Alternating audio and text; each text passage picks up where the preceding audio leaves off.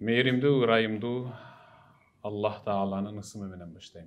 Бардык даңаза, мактоо, атак, даңк жалгыз жараткандын өзүнө гана болсун. Анын мээрими, тынчтыгы, берекеси пайгамбарыбызга, сахабаларына, үй бүлөсүнө, бизге чейин ислам дин деп тутунуп, ыйман менен азыктанып, ошол тутунган динин, азыктанган ыйманын бизге аманат, бийлик катары эстафета кылып тапшырып өтүп кеткен улуу алтын муунга, учурда мекендин топурагына, таза абасына зар болуп, киндик кан тамган жеринен алыс болсо да мекенин сагынган инсан катары бүгүн маңдай тески кол чаап, сүйүнүчтүү отурган бүгүнкү улуу жылуу жүздөргө биз баскан чыйырдан биз калтырган изди издеп, этегибизди кармап, тамтуң басып, ээрчип келе жаткан келечек муунга да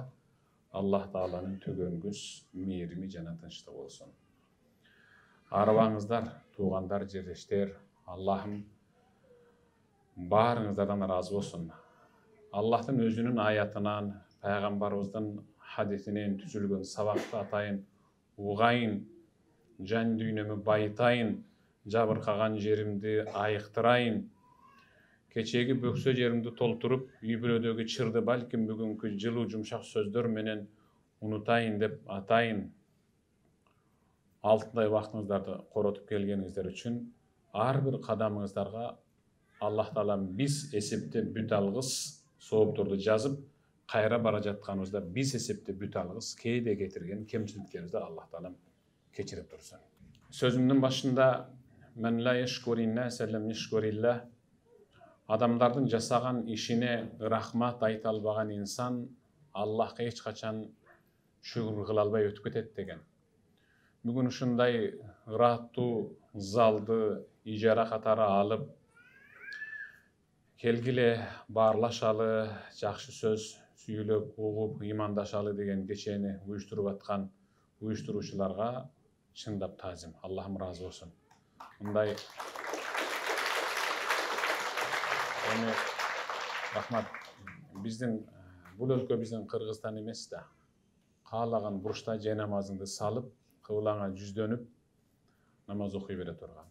Ар бир өлкөнүн өзүнүн чеги бар, конституциясы бар, мыйзамы бар. Ошондой болгон катаал жерде деле ушинтип залды ижарага алып, келгиле деп момундай болгон карабайсызбы эми?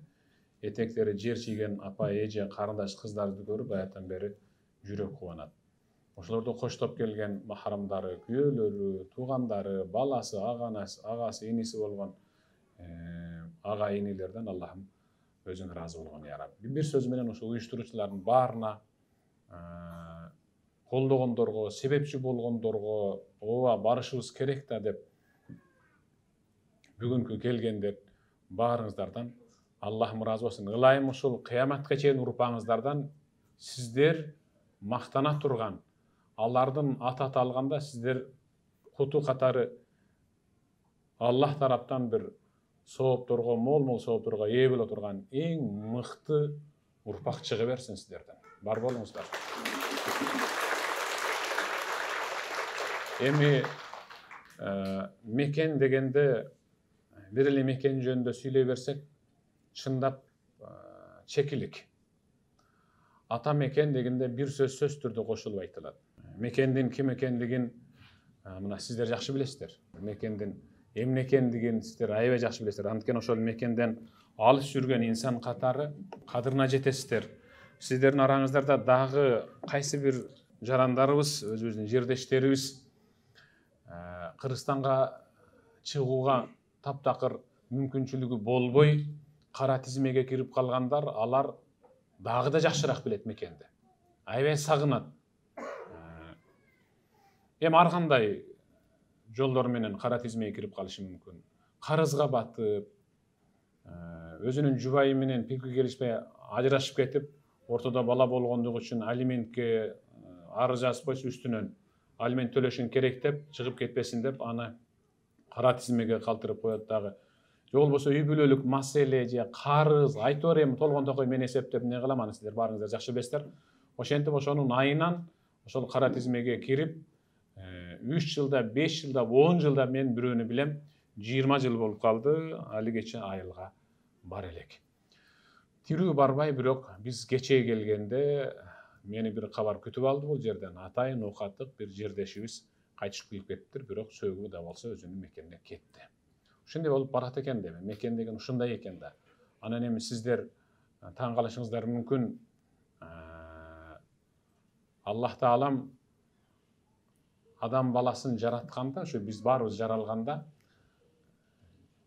энебиздин курсагында 120 күн болгондо периштени жөнөтүп 4 нерсесин жазасың деген. 4 нерсебиз жазылган да. Бактылуу болуп жашашыбыз. Бактылуу болуп жашашыбыз деген бул дүйнөдөгү бактылуулукту айтып жаткан жок. Бейиштик болушубузду айтып жатат. Бактысыз болушубуз, анан ырыскыбыз, анан каерде өлүп, анан каерге көмүлүшүбүз. Ошондо периште сурайт: "Я Раббим, эмне менен жазайын" деп. Аллахтын буйругун карагыла. Өлүп, көмүлө турган жеринин топурагы менен аралаштырып сыя кылып жазасың дейт. 41 жылкы согушта, 45 жылга чейин, кийин 47 жылга чейинки болуп жаткан сүргүндөрдө биздин бабаларыбыздын эчен дегендери ушул мекенди коргойбуз деп, ушул Россиянын токойлорунда калып кетти. Биз аны болсо чоң атабыздын, бабабыздын сөзү тиякта калып кетти деп эле мындай кыжылат боло беребиз да. Ошо бабаларыбыз апасынын ичинде 4 ай болгондо анын качан, каерде, кантип өлүшүн жазганда, ушул Россиянын топурагынан алып, аралаштырып жазган үчүн ушул жака келип өлдү да. Ушул жерде өлүп, көмүлүп калгандарды дагы сиздер чыгарып жөнөттүңүздөр, анткени анын экинчи топурагы Кыргызстандан алынгандыгы үчүн. Бул жерде өлүп калгандарды тияка жөнөтүп атасыздар. Кээ бирлерин ушул жерде калтырып атасыздар. Анан биз айтабыз да: "Ой, сенин атаңдын, же сенин апаңдын, же ага, же ини, же карындашыңдын сөзү тиякта калып кетти" деген сөздөр ал чекилик, ал ары каттап суу кечпейт. Кимдин тагдырына кайсыл жердин топурагы сыя болсо, ошол жерде калат. Түшүндүрө алдымбы? Эми кайрадан мекен жөнүндө.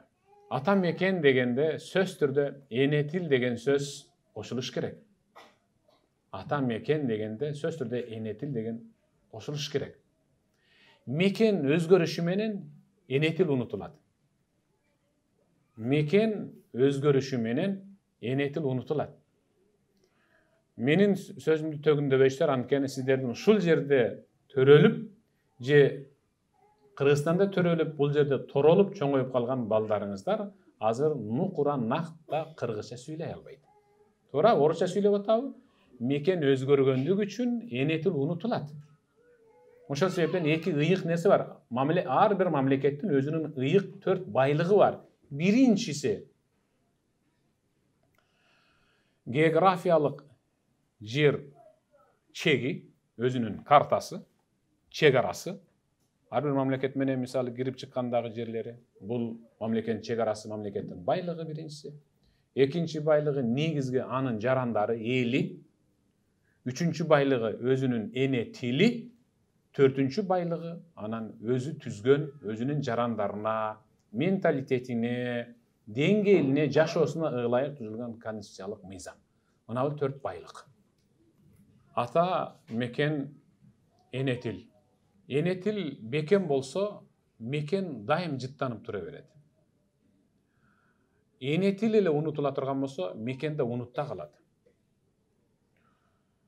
Сиздерге сабак болуш үчүн мен бир нерсени козгоп өткүм келди. Сиздер пайгамбарыбыздын өмүр баяны жазылган китептерди байма-бай окуп атасыздар. Жарыш иретинде, маалымат алуу иретинде окуп атасыздар. Пайгамбар төрөлүшү менен Амина энебиз аны балдар үйүнө тапшырып, сүт энеге бермей болду. Амина энебиздин көкүрөгүнөн сүт чыкпай калгандыгынын себептүү эмес. Дал ошол учурда Меккени жөөттөр каптаган эле. Меккенин ичинде жалаң жөөттөр жашайт эле. Түшүнүп атасыздарбы? Нукура араб тилинде сүйлөгөн арабтар сейрек, бирок жөөттөр көп эле. Анткени көчөдө тияка бияка чуркап ойногон балдардын мисалы 10 болсо, ошонун ичинен 9 жөөт, бирөөсү арабтын баласы эле.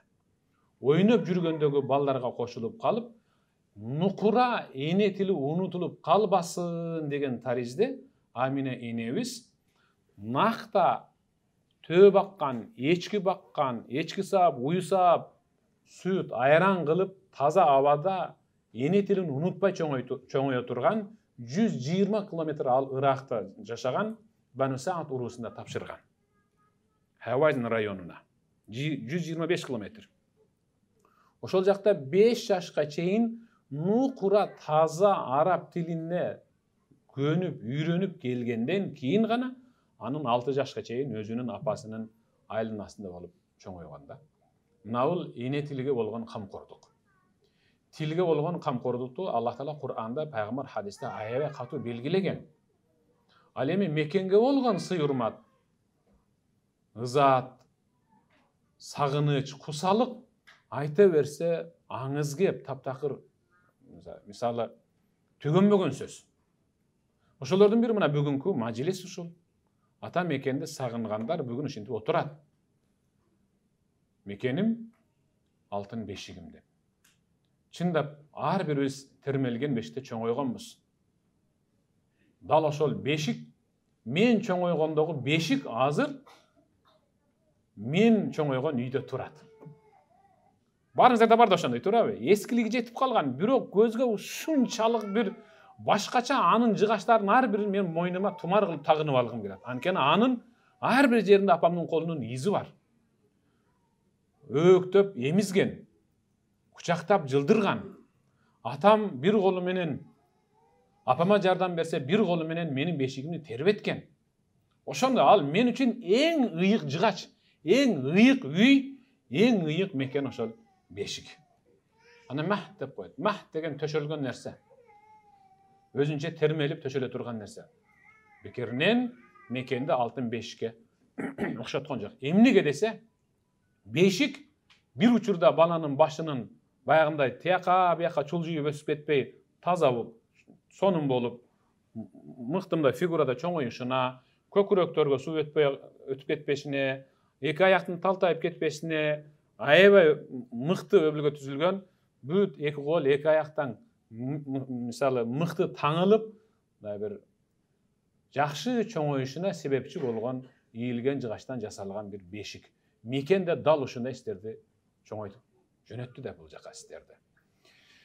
Эми сөз башынан болсун. Пайгамбарыбыз сабатун юзиллухумуллах yawma la zilla illa zillu. Аллах кыяматта 7 түрдүү инсанга өзүнүн аршынын көлөкөсүнөн башка көлөкө болбогон күнү ошол көлөкөсүнөн көлөкө берет. Деди да анан эсептеп атат. Бирок ушул хадисти укканда эмне үчүн ушул хадис менен башталды дешиңиз мүмкүн да. Көпчүлүк ушул хадисти угуп эле келе жатат, айтып эле келе жатышат да, бирок маани берген эмеспиз. Биринчиси 7 түрдүү иш бар, анын сообу, 7 түрдүү иш бар, анын сообу инсан өтүп кеткенден кийин дагы тирүүлүгүндө кыймыл аракетте жасап жүргөндөй ошол 7 ишинин сообу каналда аябай бат аккан суудай агып жетип турат. Биринчиси эмне десе, мен аллама илма, кимдир бирөөгө таалим бериптир, илим үйрөтүптүр. Китеп алып берипсиз, Куран белекке берип коюпсуз, же болбосо жай намаз берипсиз, же ручка берипсиз, же калем берипсиз, айтор таалим ала турган бир курал берипсиз да, окуу куралы. Экинчиси эмне десе, ау ажра нахаран, же бир арык казып, суу агызып коюпсуз. Же болбосо бейчеке агып жаткан арыктагы сууну жакшынакай кылып жол четине салып коюпсуз. Үчүнчүсү хафара бир кудукту казып, ошол жерден элдин пайдалануусуна берип коюпсуз. Төртүнчүсү бир көчөт эгип, ал чоңойгон сайын көлөкөлөп, мөмөлөп, элге да, коомчулукка да, инсанга да, аябанга да пайдасын берип атыптыр. Бешинчиси бир мечит курупсуз, ага жолоочулар дагы, жергиликтүү мусафирлар дагы ошентип намаз окуйт экен. Алтынчысы Куран берипсиз кимдир бирөөгө. мен мынаны оку деп, же котормосун берипсиз, же кимдир бирөөнүн котормосун басып чыгарууга өбөлгө кылыпсыз, жардам кылыпсыз. Эң акыркысы жакшы бир баланы тарбиялапсыз. Өзүңүз өтүп кеткенден кийин сиз үчүн эң көп дуа кыла турган ошол өзүңүздүн уулуңуз менен кызыңыз да. Мына ушул 7 нерседе өлкөнүн анан мекендин өнүгүүсүнө кошкон салымыңыз. Кудук казсаңыз сиз өлкөңүздө жашап жаткан мекениңизге салым кошуп атасыз. Көчө тиксеңиз дагы өлкөңүздүн өнүгүшүнө, арык казсаңыз дагы ушундай, илим берсеңиз дагы өлкөңүздөгү жарандарды сабаттуу кылып атасыз да. Эң акыркысы маанилүү, ушундай бир мыкты баланы тарбиялаң, сиз өтүп кеткенден кийин сиздин аркаңыздан кадимкидей алакан жайып, кол көтөрүп, кооранып, шыбыранып, кимдир бирөөгө угузбаса деле өзүнүн мончоктой жаштарын тамызып сизге дуа кыла турган бир уул кыз перзентти тарбиялаң.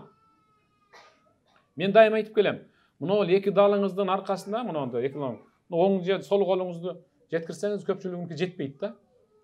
Анткени ал алдынан эле нан жеп, муну тамак алып келе берген себептүү, ал колун аркага кылган эмес эч качан. Качан гана бир кычышып калганда гана мындай кылбаса, анда дагы бир ручканы кармап алып, ошол учу менен кичине мындай тырмабаса билбейм. Өзүңдүн дал ортоңдун кычышкан жерин өзүңдөй бир ички ырахаттуу тырмап бербейт да. Досуңа тырмап койгон деген эле кантип мимо өтөт да. Көзүңдү жумуп алып, бияка дейсиң, как будто аны көрүп, бияка дейсиң. Анан Артурчи деп турган бир дубалдын кырына барып алып, өзүңчө качыланганыңды эстеп атасызбы ошону? Бүт ошондой тырмангандар күлүп атат азыр. Ооба да, өзүңүздүн далы ортоңузду өзүңүздөй эч ким ыраттуу тырмап бере албайт. Бул дегени сиз үчүн эң катуу күйүп дуа кылып, Аллахтан сизге бейиш анан кечирим сурап берген ал сиздин мыкты тарбияңызды көргөн уулуңуз менен кызыңыз. Сиз ошондой мыкты тарбиялуу ата эненин изисиз сиз. Ошолордун көчүрмөсүсүз. Азыр мына бул жерде мисалы гүлмүш болуп жылмай отурганыңыз менен түн ичи же өзүңүз жалгыз калганда атаңыз менен апаңызды сагынып эчен ирет ыйлап аласыз ичиңизден. Ичиңизден кан өтөт. Ошондо мен атама барып кое бербепмин да, ошондо мен апамдан ушуну сурап калбапмын же айтып кое бербепмин да деген эчен ирет түгөнбөгөн ичиңизде өкүнүч арманыңыз бар мисалы. Туурабы? Мекен үчүн эң мыкты кызмат кылайын десеңиз, анда эң мыкты перзентти тарбиялаң. Эң мыкты перзент тарбиялаң, ал мекен үчүн кылган кызматыңыз болсун. Бүгүн ошол мекен үчүн мыкты кызмат кылам дегендер ушул жерде турат. Айтайын дегеним, канаттуулардын бир жерден учуп бара жатканы жөнүндө эч качан эч кимге айтпа. Издештирбей эле кой, эмнеге учуп атат экен деп, каяка учуп кетип атат экен деп. Бирок аларды учуруп аткан нерсе жөнүндө кабардар бол. Уясынан, көлдөн ошол аккуу каркыралар учуп кетет, чайлек өзүнүн уясынан учуп кетет, таан жана башка келген куштардын бүт бардыгы ысык жакка учуп кетет. Ошолорду ошол уясынан, жылуу уясынан түнөгүнөн учуруп жаткан абалды билиш керек. Учуп жаткан канаттууда эмес сөз. Канаттууну учуруп жаткан абал жөнүндө сөз болуш керек. Айтайын дегеним, жыргагандан жылкычы болуп мунду дегендей сиздер Москвага жыргаш үчүн, шапар теуп ойнош үчүн келген жоксуздар да. Сиздерди бул жака жөнөтүп келишиңиздерге, Кыргызстандан чыгышыңыздарга себепчи болгон абал жөнүндө ой жүгүртүшүбүз керек. Карызды төлөйүн деп келдиңиз. Жаратылуу бир баш байнек алайын деп келдиңиз. Өзүм ушул жакта болсом да, уулум менен кызым элдин аркасы болбой, же алды болуп кетпесе дагы ортосу болуп, бир жогорку окуу жайда окуса дедиңиз. Анан бир туугандын кредитин төлөш үчүн келди. Көпчүлүгү үйлөнүп ала берели, анан карызды төлөйбүз деген деп банктан кредит алып алып, экөө бул жакта жүрүшөт мисалы, ар жерде. Айтор, эч ким жыргагандан бул жака келген жок. Чындап мекенди таштап кетүү кыйын. 3 гана тирүү жан бар дейт ислам алымдары. 3 эле тирүү жан бар, мекенин ушунчалык сагынып турат. Биринчиси төө. Туулган жеринен ботолук, тайлактык, убагы өтүп, кичине көзүнө өзүнүн дөңсөсү, чөлү, жылгасы көрүнүп, таанып калган бото менен тайлакты башка жака алып барып 10 жыл баксаң дагы баары бир, жайытка алып барсаң деле, көктөмгө алып барсаң деле баары бир баягы суусу жок. белеси менен суусу жок өзөнү анан какыраган куму элестеп тура берет деп атат. Мекенин төө ушундай сагынат. Экинчиси кайсыл десе, каатчылык каптап, тып эткен тамчы жаабаса деле, жаг-жагына толтура турган жемди чебирткелер каптап, же инсан аны оруп алса деле, баары бир канаттуу уя салып, жумурткалап, балапанын бир өстүрүп алган жерге кайра-кайра келе берет. Ал жерде чоңоюп калган балапан экинчи ал жерден учуп кетпейт. Учуп кетсе да кайра ошол жерге келе берет. Экинчиси ушул мекенин сагынган канаттуу. Ал эми үчүнчүсүчү мекенинен куулуп чыгып кетсе деле, же кандайдыр бир абал шарт менен алыска чыгып кетсе деле, инсан өз мекенин дайым сагынып, көксөп, ыйлап жүрө берет. Ошон үчүн биздин бабаларыбыз турмушка берип жаткан кызын турмушка узатып, севин жүктөп жатканда, атасы менен апасы өз берекелүү эки колу менен уучтап туруп, кызы дайым ошол жерде басып, чоңойгон, чаңына буланган топурагын апапак болгон түйүнчөккө салып, оозун түйүп, бир баштыкка салып, кызым муноул апаң экөөбүздүн ушул муноул берекелүү алаканыбыз тийип калды, кызым кагылай. Севиңдин эң терең жеринде, кымбат жеринде, анан эң бийигинде ушул топурак турсун деп жөнөткөн. Аны көпчүлүгү башкача бир жооруп, кызым эми сен өлүп калсаң сага сала турган топурак ушул болсун деп. Окуй, узатып аткан кызым ушинтип узатабы? Мындай жооруганда да бир жакшыраак жооруш керек да. Бул дегени кызым, бизди сагынганыңда, мына үйдү сагынганыңда, тыйтайып эле мен апама барам, атама барам деп келе бербей, төр күйүңө кир дагы, муну түйүндү ачып алып топуракты жыттап, сагынычыңды таркатып, кайра ишиңди кыле бер деген. Узакка сапарга чыкканда дагы атасы өз жубайын, уул кызын, неберелерин таштап, соодага болсун, башка сапарга болсун таштап кетип баратканда 6 айлык, 1 жылдык өзүнүн мекенинин топурагын ала жүргөн, улам сагынган сайын жыттап алат. Карабайсызбы? Мекенинин топурагы канча кымбат. Не деген кымбат мекенинин топурагы, карабайсызбы? Ошентип өткөндө бирөө турмушка узатып аткан кызына топурагын берген экен, устаз. Көрсө өлүп калсаң бара албай калсак ушул салган ушул болсун деп, эми кызыгый өзү тойго узатып атса, кызым эми өлүп калсаң мына деп кантип айтасың бетине. Жооруганда да кичине мындай бир жакшыраак жооруш керек да. Бирөө түш көрүптүр. Бир падыша түш көрөт. Тиштеринин баары күйүлүп калыптыр. Чочуп эле уазирин айтат. Жаман түш көрдүм. Астыңкы, үстүңкү тиштен эч нерсеси кылбай күйүлүп калыптыр десе, ойлонуп туруп, түш жооругандарды табайын, падышам, чакыр. Жакшыраак жооругулай. Падыша жаманыраак түш көрүптүр десе, падышам деп эле жер чукул айткан. Айт десе, өмүрүңүз кыскарып калыптыр дептир. Чындап, тиштин түшүшү адам баласынын өмүрүнүн кыскарышынан кабар берет. Тамашасыз. Анан бүгүн барып түш көрүп алып эле анан кыжалат боло бербек эле. Анткени айтылган сөздү түш көрсө, ал түшкө кошулбайт. Анан түш таңкы мезгилде көрүлгөн түштө, анан чак түштө лагман туруп алып түш көрсөң, басырык басат. Ал басырык эмес, ал лагман сиңбей аткандагы түш ал. Лагман кыйнап атат. Лагман кыйнап ашказанды тияка берип мени, ойготчу анан тезирээк, жаман кыйналып кеттим дегендеги эле кыял ал. Бирөөсүн айтат, ал келет, экинчиси келет, үчүнчүсү келет, бүт баары эле. Ой, падышам, жаман абал, өмүрүңүз кыскарып калыптыр. Деп эле ошентет экен да. Анан баарын башы алынсын дептир. Төртүнчү бир түш жооручу келиптир.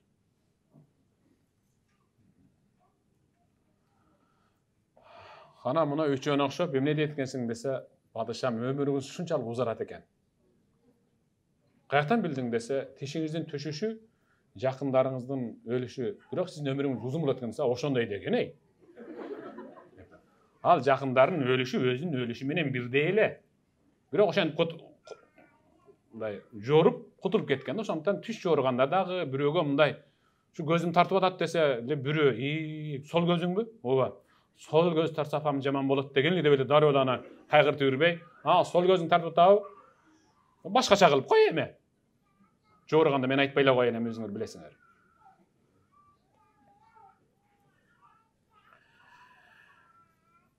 Allah öz ayatında bizge bir ayat üretti da. Estağfurullah. Ve kur rabbi anzilne munzila mubarakan ve ente hayrul munzilin.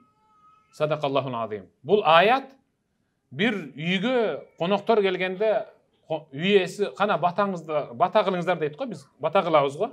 Ой Кудай, биз келдик, бала келбесин деген сөздөр менен бата кылышат. А негизги бата кылчу аят момундай. Ва кур rabbi anzilne munzilan mubarakan ve ente hayrul munzilin. Allah'ım bizdi en bir kuttарыган берекелүү жерге орноштур. Sen orun берүүчүлөрдүн эң мыктысысың. Караң. Ошол кайсы бир жерге барып бата кылганыңыздарда дагы Аллахым бизди эң мыкты орунга орнот. Sen мекен берүүчүлөрдүн, орун берүүчүлөрдүн эң мыктысың деп ошол кичинекей убактылуу отурган жерде дагы убактылуу мекен кылып ошол жерде Кудай Тааладан жакшы тынч кой, кырсыгыңдан сакта, тынч эсен аман кетели деп дуа кылабыз да. Ушул дагы мекенге болгон бир камылга. Ахмад ибн Ханбал мындай дейт: мен өзү бир күндө 100 жолу ыйлап дуа кылам. Чындап эми сизге суроо да, сизге суроо. Эсиңизде барбы? Siz bir namazda okugansız, oşondoy namazды эмдигичи таап элексиз. Ошол намазыңызды ушунчалык эстен кеткис кылып бир денеңиз балкып окугансыз. Эсиңизде ошол. Эсиңизде да ар бириңиздердин. Балким бир намазды толук окугансыз, же болсо бир сүрөнү, же бир дуаны, же бир таспихти, же бир намаздын саждасын айтор, ушундай бир балкып, ушунчалык дене эргүү менен жүрөк ушунчалык жибип, көзүңүздөн жаш кетип, дене дүлүгүп окугансыз да. Эмдигичекти ошол намазды таппай келесиз. Сизге дагы бир суроо. Эсиңиздеби сиз чындап Кудайдан коркуп ыйлаган күнүңүз эсиңиздеби? Биз ыйлайбыз. Атабыз кайтыш болгондо, апабыздын көзү өтүп кеткенде, өзүбүз ушунчалык бир карызга батып, bir чыгып кете турган положение болбой, bir тупикке такалып калганда, бекинип кичине ыйлайсың да. Же келинчеги менен урушканда, же ал чектен чыгып кеткенде, же таптакыр ал мындай эсин жоготкондо, акылынан азып калган учурда, мисалы, эркек деле ыйлайт да. Анткени мен жакында эркектер да ыйлашат деген сабагым чыгат. Ошондо эркектердин эмне ыйлаганын билип аласыңар. Мен айтайын деп атканым, ошондо ыйлаганыңыз эсиңиздеби? Мекенибиз бар, ошон үчүн билбейбиз да кадырын. Моментип муну Москвалап, Россиялап, ар жерде жүрүп деле кээде Кыргызстандын кадырына жетпейбиз. Жакында менин бир шакиртим, устаз, сиздин баягы мекен жөнүндө айткан сабагыңыз мынул жерге кадалып калды. Мен бир мекен жөнүндө сөз кылган экенмин. Мен сиздин ошондо сүйлөгөнүңүздү ошондо билдим. Мекендин кадырын ошондо билдим. Мен сиздин сүйлөгөн сөзүңүздөн мындай сабак ала албапмын. Мен өзүмдүн мекеним бар экенин ошондо сездим дейт. Качан десем, баягы эрежесиз эртаймаш болуп, Бишкектин так ортосундагы спорт сарайында, баягы эрежесиз эртаймаш орусчасы эмне ошон?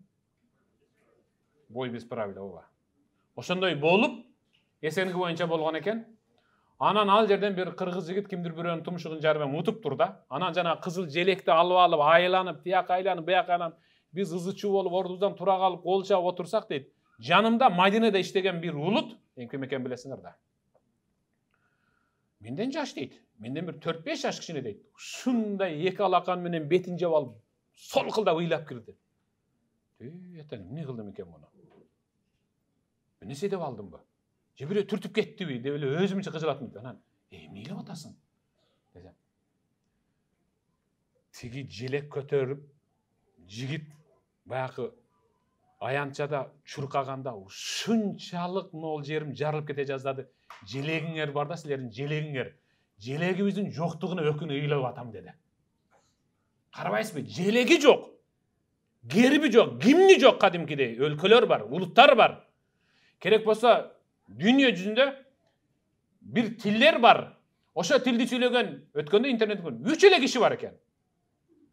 3 эле киши бар экен. 3 өтөн картайып калып, 3 өлсөк түгүнөт деп коет. Чында, ошол тил унутулат. Демек алардын мекени да жок. Тили да жок, ошондой улут бар. А биздин мекенибиз бар да какылайындар. Кымыз жыттанган, бабаларыбыздын канына жуурулушкан не деген бир мыкты мекенибиз бар. Керек болсо мекен ал орну дарылайт. Мекендин топурагы орну дарылайт кадимкидей. Анткени пайгамбар бисмилла бириqati ba'dina wa turbati ardina ишфи мардана я раб. Майдинада турганда Хазрат Алинин көзү ооруп калган. Көзү чылпактап эле момунтүлөк жаш агып эле таптакыр эле катуу ооруп калган, ача албай. Ошондо пайгамбар басып бара жатып, отурла деп отургузуп туруп, мен ошол көчөнү азыр билем. Мадинадагы ошол көчөнү билем. Пайгамбар каерге отуруп, ошол топуракты каерден алгандан бери билем. Аллага шүгүр. Сиз да билесиз барсаңыз, иншалла. Пайгамбар ошол жерде отуруп, бисмилла, Аллахтын ысымы менен деп сөймөйүн, анан мына сөймөйүн. Момундай тил менен шилекейлеп туруп, момундай болгон шилекейибиз, анан киндик кан тамган жерибиздин топурагы деп туруп, мына басып туруп, ооруп аткан Хазрат Алинин көзүнө мынтип сүртүп койгон, дароо айыккан. Мекендин топурагы кадимкидей дарылайт. Кичинеңизде чурка бара жатып, тизелер далай жол сыйрылганда эмне кылат элеңиз, айтыңчы? Бо эң сонун дары да, эң сонун. 2 күн, 3 күн катып туруп эле анан качан айыгып калганын билбейсиң, туурабы? Ал эркек балдарда да, кыз балдарда да ошондой болгон. Далай жолу чекелер, тизелер сыйрылып, топурак болуп эле жүрө берет эле, карарып эле. Ошол топурак ошол. Ошо мекендин топурагы. Ошон үчүн ислам алымдар айтат. Бирөө өз мекенинен чыгып экинчи бир жерди мекендеп келгенде тамак жакпайт, кыйгак болот, ич өтүп, кыйналат. Ошондо эмне кылсын десе, түшүп эле ошол мекендин, ошол экинчи жердин топурагын уштап туруп, бир жыттасын, же ошол мекенде өндүрүлгөн айранды уртасын деп атат. Дароо адаптация болот. Дароо дене ошого адаптация болуп, дароо ошентип жуурулушуп кетет деген. Ошон үчүн биздин бабаларыбыз, кызым, сен барган жерде айран болбой калса, каймак сүт болбой калса, мына өзүң таптап чоңойткон, таман изин калган, чоңойгон жериң, балалык секелек кыз мезгилиң өткөн жердин топурагын апаң көз салып бер деп, бизди сагынаганда жыттап алып жүрө бер деп себене кошуп берген. Мына мекен. Туулган жердин топурагы алтын деп бекеринен айтылган эмес да. Ителгини жаштайынан балапан кезинен бир аңчыга атайын буйруп, ошол аскалуу тоонун, асканын боорундагы арбайган тарбайган жыгачтын уянын ичиндеги бир ителгинин балапанын кадимгидей темир канат болуп, эми кичине канат кагып калган мезгилде бир аңчы алып, падышага алып келип белекке берет. О, мыкты. Эми бүркүткө караганда дагы ителгинин көзү ушунчалык курч экен, ушунчалык алыстагы нерсени да көрөт, анан таамай барып чапчыйт да. Тепкенде да бүркүттөн 2 эсе катуу тебет. Өзү кичине. Ошон үчүн уламашта айтат.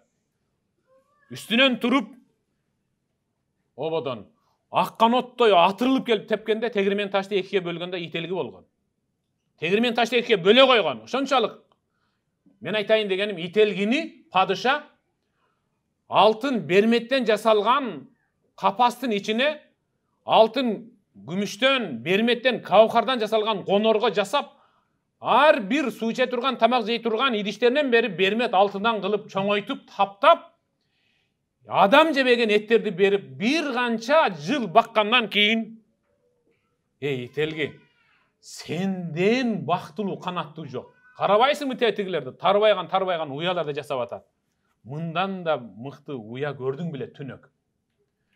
Bir asmanга көкөлөп туруп, өзүңдүн уяңды bir үстүнөн тиктечи мына капасыңды дегенде, учуп туруп, падышам, мага эң жаккан жерди көрсөтөйүнбү сизге деген. Анда аркамдан ээрчи деген. Шундай bir көлкүлдөгөн өзөндөрдү кечип өттү. Ушул жер болса керек бул элге жагымдуу. Анткени көктөм токойлорду аралап өттү. Ушул жер болса керек, анткени токой ар жерди басып өтүп аркасынан тили салаңдап чарчаган учурда ителги bir аска конуп туруп, падышам, менин киндик кан тамган жерим, алтын уям, өзүмдүн түнөгүм, өзүмдүн мекеним, мына ал тарбайган уямды аябай сагындым деген. Ал үчүн алтын капас керек эмес. Биз үчүн үстүбүздөн, төбүбүздөн алтын куйса дагы, чындап айтканда, сиздер үчүн бул жер керек эмес, мекен керек. Мекен керек. Siz beken bolsoңуз, сизден төрөлгөн, ушул жерде торолуп жашап жаткан, мейли бир тили орусча, бир тили кыргызча чыгып жаткан улуңуз менен кызыңыз, небереңиз эле баары бир. Siz beken bolsoңуз, анда ал сизчилеп мекенчил болот. Анткени бир билип коюң, атанын гени сөз түрдө кызына 96% өтөт. Ошон үчүн кыздар мекенчил болот. Бул дегени 80ге 90га чыгып калган кемпирге барып учурашып, эсен сол сурашып отурсаң, каерден болосуң? Ушул айылдан. Нанайын, өзүңдүн сиңдин боло турбайсың деп, дароо баякы. Ошол айылдан да жана кемпир. Анан мен арабанга чакырып калды бир. Бирөө ортого түшүп, бир кемпир, ошол устаз биз чакырсак келер бекен. Ой, окуй барам. Кантип ошол энени зыярат кылбайын деп бардык. 84ге чыгып калыптыр.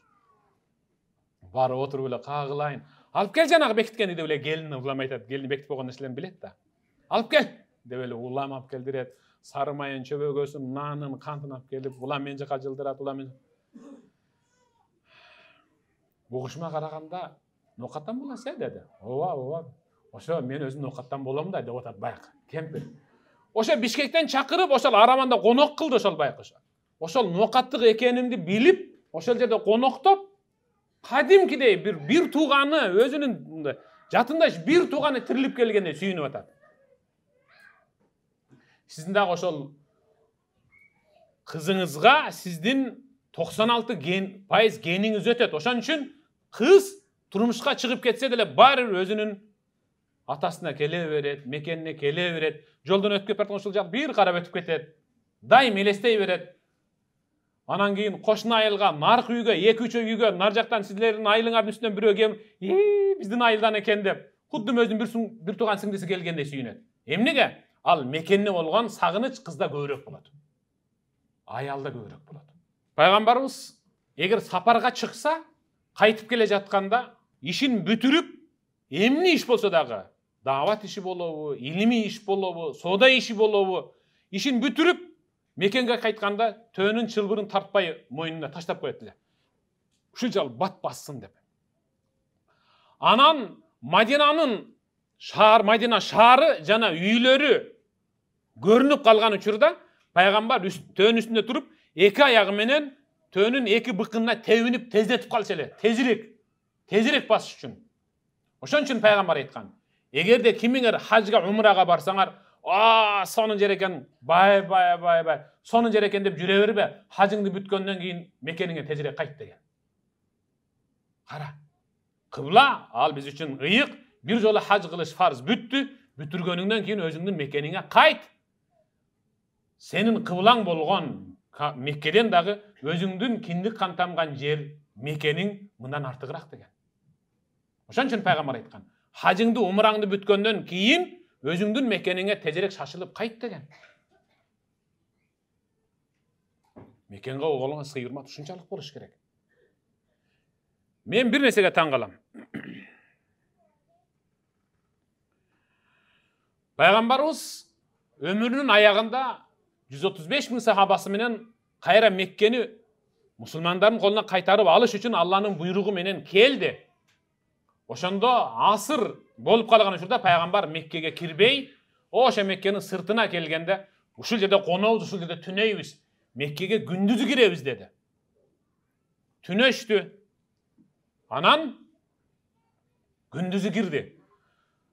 Жанында Hazrat Abu Bakr бар, жана башка сахабалары бар. Пайгамбар Каабанын айланасындагы үйлөр көрүнүшү менен төөнүн үстүндө келе жатып, пайгамбар оң жагы менен төөнүн мына сол жагына, пайгамбар өзүнүн оң жагы менен момунтип, мына оң колун төөнүн мойнуна момунтип алып туруп, башын төөнүн мойнуна жашырып жатып алды. Ошондо Hazrat Abu Bakr: "Я Расулулла, биз да ушинтелиби? Сиз жасаганды жасайлыбы?" дедиле. Пайгамбар турбастан туруп эңкейген: "Эмне үчүн ушинтиңиз?" дедиле. "Мекениме төөнүн үстүндө текеберденгендей болуп киргим келбей атат. Апам төрөгөн жер, атам менен апам жетелешип баскан жер, киндик кан тамган жериме өзүмдү төмөн алып, жупуну болуп киргим келип атат" деп ыйлап кирген. Мекен ушундай ыйык, мекенди сыйлоо, мекенди урматтоо, ал динде бар, чыныгы мусулмандын канында бар. Ал керек болсо сунна. Ошон үчүн пайгамбарыбыз Маккадан Мадинага көчүп барганда, пайгамбарыбыз алгачкы намаздарын Палестинаны карап, Кудусту карап намаз окуйт эле. Бирок ар намаз окуп бүткөн сайын же оңунан же солунан акырын аркасын карай берет эле, анткени арка тарап Кааба тарап эле. Ушул жак кыбла болуп калса сонун болот эле, киндик кан тамган жерим дей бергендиги үчүн Аллах Таала бир күн аят түшүрдү. Асман биле: "Кад нара тaqallubu wajhaka fis sama falanuwalliyannaka qiblatan tardaha fawalli wajhaka shatr al-masjid al-haram sadaqallahu al-azim." Mezgil менен уурданып аркаңа тиктейсиң. Улам киндик кан тамган жериңди сагынып, көксөп, эңсейсиң, куса болуп сагынып атасың. Дал ошол киндик кан тамган жериң туулган жериңди бүгүндөн баштап мен сага кыбла кылып бердим. Эми ошол жакты жүздөн намаз оку деген. Карачы. Пайгамбардын киндик кан тамган жери. Азыр эми мисалы 80-жылдардагы келген, бул жерде аксакал болуп калган, жергиликтүү болуп калган аксакалдар бар, эжелер бар, агалар бар, кызматка келип, армия кызматына, Советтик армиянын тушунда бир кандайдыр бир турмуш шарты менен келип калган эжелер да бар экен, ушул жерде иштеп калган. Өткөндө бирөө менен сүйлөсөм, ушул жакта жашап атам дейт. Ошол учурда кандайдыр бир иш менен, командировка менен келип калган кыргыздарга жолугуп калса: "Ой, сен каякта болосуң? Аме анда салам айта бар деп тааныбаса салам." Азыр кыргызды көрсө кача турган болуп калды биздикилер. Чын. Америкада да ушундай дейт. Мурда аябай тей-тияктан көрсө: "Токточу, батыраак бар, ошо менен учурашып, каяктан келдиң?" Азыр болсо бир бурчтан көрүп калса экинчи бурчка чейин тез басып кетет экен. Келе элекпи деп. Ал менден акча сурайт азыр деп. Бул эмне дегени? Hazrat Umar bir gün пайгамбарга келип: "О Аллахтын элчиси, быйыл ушул умрага барам деп ниет кылып койдум эле. Акчам жыйналып, каржым чечилип калды. Сиздин уруксатыңызды күтүп атам, уруксат бересизби?" деди. Умра кылып келейин, Каабага барып. Мадинада Мекке менен Мадинанын ортосу 435 километр. Пайгамбар Умарды карап туруп: "Мейли барып кел" деди. Мейли барып кел. Hazrat Umar пайгамбардан бурулуп 5-6 кадам алыстап калганда, пайгамбарыбыз: "Умар, токтосоң" деди. Умар эмне деген гана ойлор келип кетпеди. Баягы үнүмдү көтөрүп коюп сүйлөгөндүгүм үчүн пайгамбар азыр келип: "Ошондо эмне сүйлөгүң" десе, "Эмне дейм?" Баягында кыйкырдың десе, "Эмне дейм" деп, эми титиребеген жери калбады да. Эми заматта ой күлүк ар нерсени ойлонду. Пайгамбар 5-6 кадам таштап келгичекте ал ааламды бир тигирен ойлонду. Пайгамбар акырын келип, Hazrat Umardын оң мүрүсүнө оң алаканын коюп туруп, пайгамбардын эки көзүнөн жаш ылдый агып калыптыр. "Умар, бир өтүнүчүм бар да, бир суранычым бар. Меккеге барып, баягы мен төрөлгөн жерден өтүп кетип баратканда, мени эстеп бир дуа кылып коесуңбу" деди. Карачы, пайгамбар киндик кан тамган жерин сагынып атат. Улам ошол жака аттанган инсандарды каяк кетип бартасыңар дейт эле. Шам мамлекетинен келип, Меккени көздөй жөнөгөн соода кербендер Меккеге десе дароо алдынан түшүп, жол көрсөтүп, бул жак менен чыгасыңар деп. Меккеге кеткен жол пайгамбар өзү көрсөтөт эле. Алар мусулман болбосо деле. Мекенге болгон сүйүү бул. Мекенге болгон сыйырмат, сагыныч, кусалык. Асыл деген Айшенебиздин бир тууганы Меккеден Мадинага келип калды. Ал учурда пайгамбарыбыз менен Айшенебиз Мадинада. Асыл деген. Бизде асыл деген эркектин да Асылкан деген кыздардын да аттары бар го. Асыл деген эми аябай баалуу деген да, түптүү, тамырлуу деген, шунчалык бир мындай барктуу деген.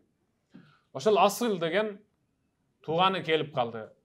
Айшенебиз менен келип учурашып, эсен сол сурашкандан кийин Айшенебиз Мекке жөнүндө сүйлөп берчи, кандай болуп калды деди эле. О, Мекке жөнүндө сурасаңыз, дөңсөлөрү көк-мөк болуп, жылгалары аппак болуп, ак чөпкө толуп, анан бадалдары ушунчалык өстү дейсиз, тегиз жерлер кадимгидей көк шибер болуп калды да, деди. Анан, сонун экен, деди Айшенебиз, бол ушул эле сөздү айтты. Анан пайгамбар келгиче туруп тур, учурашып кетесиң деди. Анткени ал Айшенебиздин тууганы эле. Бир учурда пайгамбар келди. Учурашты. Пайгамбар дагы эсен сол сурашканда, асыл Мекке жөнүндө бир сүйлөчү деди эле. О, Аллахтын элчиси, Мекке деген дөңсөлөрү көк-мөк, анан жылгалардын ичи апапак болгон баягы ак чөпкө толду. Бадалдары ушунчалык чоңойду дейсиз. Анан тегиздиктер көк-мөк шиберге айланды деди пайгамбар. Болду, узартпа. Узартпа. Жүрөгүмдү канатып үйрүп атасың деп көзүнөн жаш чыгып кетти. Мекенди кимдер гана сагынбайт? Пайгамбар асылдын сөзүн ыйлап атат. Чындап бар. Биздин арабызда дагы бар. 6 жылдап, 10 жылдап, 15, 20 жылдап Меккенине барганга чамасы жетпейт. Жүйөлүү себептер менен бара албайт. Ал барганга таптакыр мыйзам да жол бербейт. Ал ошентип Меккенине куса болуп жүрөт. Чөлдө эч бир цивилизация, маданият жок. Анан чатыр. Же бирин серин эчки. Анан чөлдө эмне бар? Чөлдө жантак бар. Жантакты билебиз да? Жантакты жаштар билбейт. Жантак деген ал төө жей турган тикендүү бадал. Ошол бар. Башка эч нерсе жок. Ошондой аймакта жашаган бирөөгө шаардагы Мадина шаарындагы жашап жаткан бир мусулман айтып жатат. Жашооңор кандай десе, жашоо кандай дейсиз? Жашоо шундай бизде. Күндүн табына ысып калган кумга таманды койсок, кадимкидей дене ысып, мээ кайнагансыйт. Шунчалык катуу ысыйт. Кээде төө издеп чыгабыз, кээде төө сааганы чыгабыз, кээде эчкилерди жыйнап алып келип сааш үчүн ушинтип чыгабыз. Чак түстө чыгабыз. Моментип үстүбүзгө бир жыгачты бакан кылып алып, эрте менен кийип чыккан калың кийимибизди ошого илип алабыз дагы, анан катуу ысыганда баягы жыгачты тигинче сайып туруп, анан баягы көйнөктү анын учуна илип, ошонун кичинекей калыңыраак болгон көлөкөсүнө акырын барып отургандагы абал, бул жагы берметтен, бул жагы гаухардан жасалган бир отургучта бир падыша отургандай отурабыз го дейт. Баягы көлөкөнү элестетип атат ал. Көлөкөнү. Сиздин деле эсиңизде бар чыгар? Эсиңизде бар. Мен ошентип чоңойгом. Мал кайтарганда, кезүүгө чыкканда, именно ошо мен кезүүгө чыкканда күн батпайт эле да. Чын. Көрсө, адам баласы кайсы нерсеге мындай кызыкса, бааласа, күн батпайт да. Кайсы нерсеге мындай сук болсоңуз, соргок болсоңуз, ошол нерсе бат өтөт. Убакыт азыр сиз үчүн мына ошол жердегилер үчүн баары берметтен да кымбат сиз үчүн. Билем, ошон үчүн убакыт тез өтөт. А биздин кичине убактыбызда убакыт менен ишибиз жок эле. Таң атса болду, кеч кирсе болду биз үчүн. Ойнок мезгили бизде. Ал учурда улам эле асманды карай берип, күн качан батат? Ушунча жылыппы деп өзүмдү өзүм алдап отура берет элем. Ошондо мындай бир чиенин, бадалдын, коюн томуктун көлөкөсүнө мындай дагы алып баргандай бир Кийимибизди жаба салып, ошонун көлөкөсүндө отурганда бир башкача отурасың да өзүңчөчү. Муну бир аягын сунуп койсоң, күндөн чыгып калса да күтүп турасың. Улам көлөкө узарган сайын, ого, көлөкө чатке болуп атат да, көлөкө чатке болуп атат да дегениң менен күн уже батып калды, кетишиң керек үйүңө. Баягы рахатың түгөнүп калат. А мынобул кишечиде чак түштөгү көлөкө мен үчүн кайсы бир падыша мына оң колун койгон жак, баягы өзүнүн креслосундагы, орундугундагы, тактысындагы оң кол жагы бермек, бул жагы гавхардан болгон орундукта отургандан да мыктыраак отурабыз. Ал өзүнүн мекенинде ошентип отуруп атат. Ибн Зубайр айтат: адам баласына берилген рызкыдан кийинки эле эң баалуу байлык өзүнө берилген мекен. Рызкы кадимкидей. Биз дуа кылганда, ой, рызкыбыз мол болсун, рызкылуу болсун дейбиз го. Адам баласына Кудай Таала тараптан берилген эң мыкты рызкы ал мекени, өзүнүн мекени. Ошондуктан сахабалар айткан, табииндер айткан, кызды турмушка чыгарып атканда бизде бир салт бар. Эне сүтү акысы деп барбы ушундай? Эне сүтүнүн бир музо менен актай албайсың да. Сен эне сүтү десе бир торпок берели дейт. Аны 2 жыл эмишсе, апасы анан бир торпок берип, бир торпок менен ал сен энеңдин мисалы сүт акысын актай албайсың. Бир кора торпок берсең деле, бир өрөн торпок берсең деле, эненин бир тамчы сүтү, билесизби? Абдулла ибн Умар, Hazrat Umardын баласы Абдулла Кабаны таваф кылып, дуалына сөйөнүп, көлөкөлөнүп отурса, бир жаш жигит апасын аркасына көтөрүп алып, 7 жолу айлантып, 7-нчисинде бүтүп, Абдалла, апамды аркама көтөрүп алып, Кабаны 7 жолу айлантып койдум. Мага берген сүтүн актадымбы дедиле. Hazrat Абдулла ушул сөздү укканда кадимки көзүнөн жаш шыр деп ылдый акты да. Я хада, анко деди. Сен наристе мезгилиңде түн бир окумда ыңаалап, ыйлап, уктап жаткан апаңдын таттуу уйкусун бузуп, ордунан тургузуп, көкүрөгүңө, оозуңа көкүрөгүн салгандагы бир тамчы сүтүн алактап бүтө элексиң деген. Бир тамчы сүтүн сен аны 7 эмес, 7000 жолу айлансак дагы мисалы актай албайбыз. Могул жердеги отурган аял заты, апалар, эжелер, карындаштар, эми турмушка чыга турган кыздарыбыз деле. Силердин акыңар, перзенти аябай көп, чоң. Аябай чоң. Эмнени айтмакмын? Дал ошол эне сүтүнө перзент карыз болгон сыяктуу эле өз мекенинде жашап жаткан жарандар мекенинин топурагы үчүн түбөлүк карыз. Мекенинин чаңы үчүн, мекенинин уюлгуган чаңы үчүн карыз да. Мекеним алтын бешигим, бар болгула кагылайындар. Ошондой Кыргызстан деген өлкө бар. Кыргызстан деген мамлекет бар. Ар бир элдин өзүнүн байлыгы бар. Мекен деген ар бир инсан өзүнүн айылын мактайт. Чын ар бир инсан өзүнүн айылын мактайт. Фейсбукту карасаң, о, менин айылым шундай коз дейт. Мындай карасаң коз деле эмес. Мындай карасаң тарбайып эле 2 зоонун алдында турат. Ал үчүн коз да. Эмнеге аны коз дей албайсың? Коз, анткени ал жерде анын балалык кези өткөн. Азыр мисалы менин балалык кезимде аттап өткөн арык теп-тегиз болуп калган, бирок мен ошол жерде арык бар экенин билип өтөм да. Мен үчүн ошол арык керек. Анткени мен ошол арыкка чөмүлгөмүн. Ошонун баягы кумун момунда кылып, машина кылып, тияка бияка кылып ойногомун. Жыгылып калганда ошонун кумун алып келип туруп тизеге сээп койгомун. Мен үчүн ошол арык керек. Дал ошол сыяктуу биз үчүн мекендин топурагы, мекен өзү керек. Мекен өзү керек. Ошондой мекеним алтын бешигим аттуу тема таап сабакты өткөрүп жаткан мыкты инсандардан Аллах Таалам өзүң ыраазы болгон. Уюштуруучулардан, салым кошкондордон, ооба деп кичине дем бергендерден, жолдун алыс жакынына карабастан алтын убактысын коротуп келгендерден, баарыңыздардан Аллах Таалам ыраазы болсун. Эми мекенге болгон салым дайым ошол дуа кылып тургула. Эң негизи дуа кылгыла.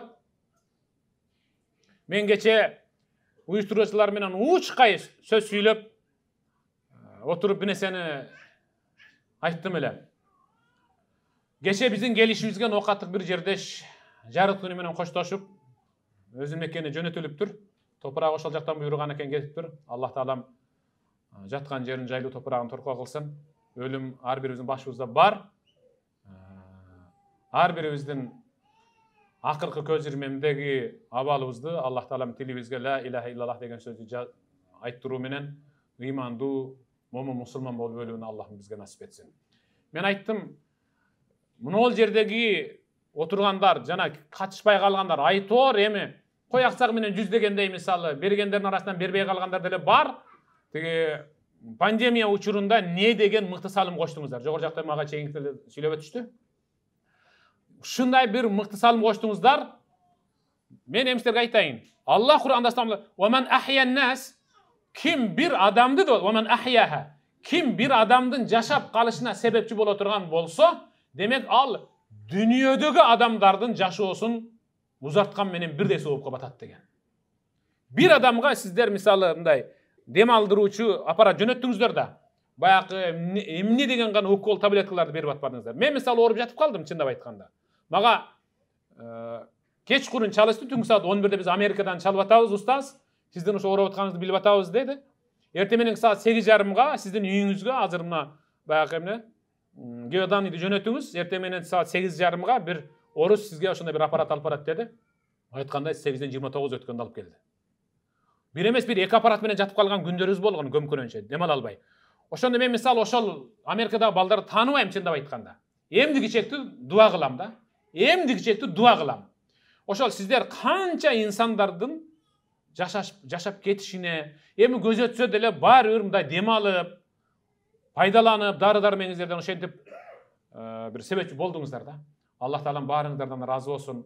Анан сиздерде ошол Ноокат району боюнча башка райондордо өткөрүп атат. Ноокат районунун жылына бир жолу баягы ата-энесинен ажырап калган балдар, кыздарга атайын өзүңүздөрдүн берчү жардам стипендияңыздар бар экен. Мен айттым да. Пайгамбар айткан: "Ана ва кафил ятима хакада фил жанна." Пайгамбар айтты, мен деп атат, сөмөйүн көтөрүп, мен жетимди кепилдикке алган үммөтүм менен бейишти момундай болобуз деп сөмөйү менен ортон колун көрсөтүп ушундай алып жакындатып койгон. Ал дегени жетимди кепилдикке алып жардам көрсөтүп койгон үммөтүм мейли эркек болсун, аял болсун, бейишке кирерде менин мүрүм менен анын мүрүсү эшикте тийишип калат деген. Ал дегени мен менен бирге кирет деген, мен менен чогуу болот деген түшүнүк. Жетимди кепилдикке алуу деген ал сөз түрдө кийим кечесин, өйдө төмөнүн үйүн салып бериш керек деген эмес. Эч кирсе бир калемсап алып бергенге чамаңыз жетет да сиздин. 100 рубль. Өчүгүч алып бергенге чамаңыз 50 рубль.